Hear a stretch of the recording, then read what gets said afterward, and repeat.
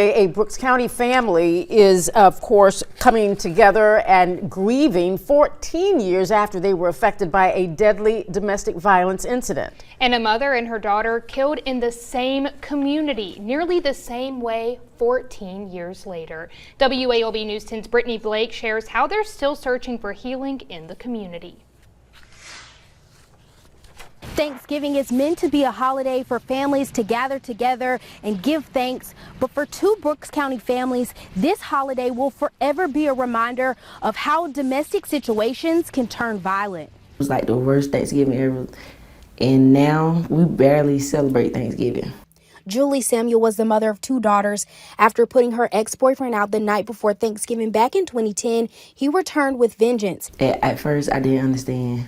I didn't. It took me a minute. It was like very, very hard for me and my sister. It was like very, very hard. We both was young. Fred G. was sentenced to life in prison for the deadly shooting in 2012.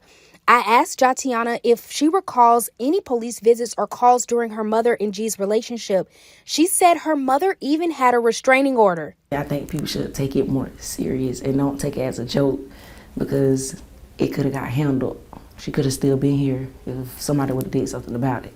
Now, 14 years later, another Brooks County family has lost a mother and daughter to what seems to be domestic violence the day after Thanksgiving. Tamika Mobley went to her daughter Tiaja Mobley's home after an argument with her husband, but he allegedly showed up at that home the next morning, shooting Tamiko, Tiaja, and their son. The two women died. William Mobley Jr. has been charged with 2 counts of malice murder, 2 counts of felony murder, 3 counts of aggravated assault, and 3 counts of possession of a firearm during the commission of a crime.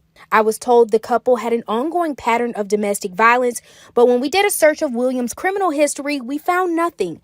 I requested reports about any calls of service out to the home they shared together from law enforcement, but we haven't gotten anything back. While Mobley has been arrested and charged, G, the man accused in the 2010 case, has been convicted and is serving prison time. How is it, even though having justice, still feeling the weight of losing your mother? I don't even think it's justice, because he didn't even get life without parole. So maybe one day he could get out if he's still living.